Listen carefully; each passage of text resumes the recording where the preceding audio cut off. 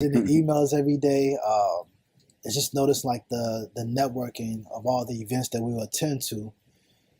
Like, okay, this person works in this department. Maybe that can open a door for a different tier. Uh-huh. And so the it's like taking me back. A major hurdle was University of Chicago. They didn't want to help at first. Uh-huh.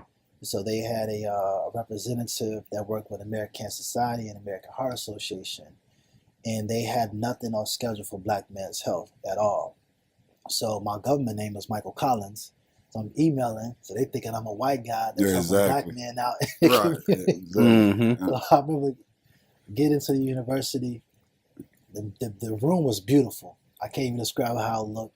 They had it set up super nice, organized, detailed. Game plan was some of the best I've seen. And those faces in there were like, who is he? How did he get in? It was like I committed a crime, you know what I mean? Right. And within 3 minutes of that, just waiting, it was like, hey, the meeting is canceled. Something major came up. Really? For real? Yes. Mm-hmm. So this is 2017. So this is right before we kicking off our annual event. I'm trying to get the university involved. Now, mind you, our events take place between Woodline and Hyde Park. Mm-hmm. So we keep it safe, you know what I mean, for individuals that may have fear, whatever the case it is.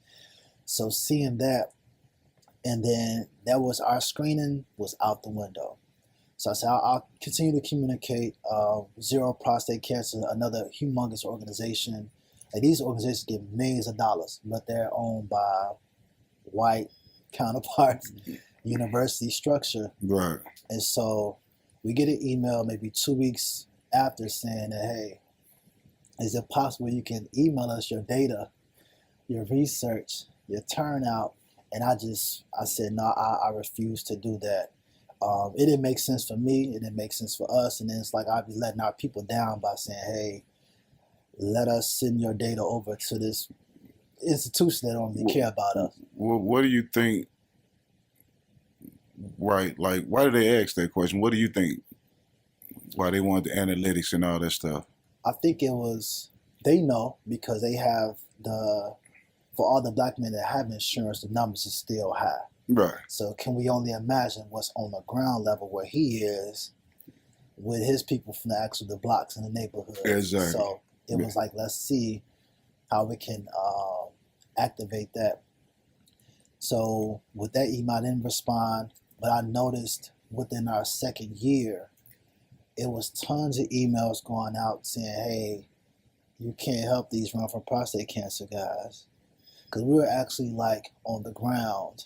We have this turnout from the walk and the run, people just walking, running, getting active that may have not seen us before. Mm-hmm. So that resurgence of like the health and wellness that we didn't see growing up. We see some runners in the neighborhood like, okay, why are they running?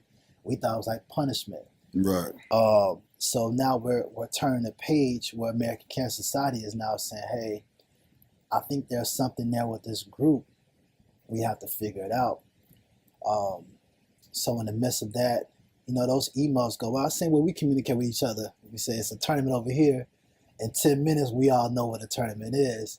So thinking about on the other side of it, hey, we should work with these guys. These guys are Black. It's Black owned. They aren't budging, and they're really proactive. And so we noticed that the Prostate Cancer Foundation, this is the biggest institution in the world. They're based out of California. And they came out to our second annual event. I'm like, we're small. We may have 300 people at our events. Like, wow, they're coming to visit us. They have Robert F. Smith was one of the richest guys in the country, in the world actually. Cedric Entertainer, Steve Harvey, Common, now Charlamagne and got a few others. They're on that payroll. So like, wow, they're paying attention to what we're doing. Right. And me, when you're working, you in the know, you just doing it.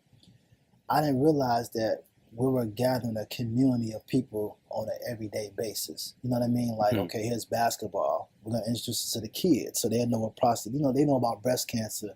Mm-hmm. You tell the boys, they raise your hand if you've seen some breast before. They all their hands going up. Right. You ask about prostate, they like, man, I don't even know what that is. What it is, right. And so now we're teaching the boys about like the prostate diet and things like that. So that affects them in the grand scheme of things because I said, let me pay them a visit. I went to a 10-1A event in LA. Mm-hmm.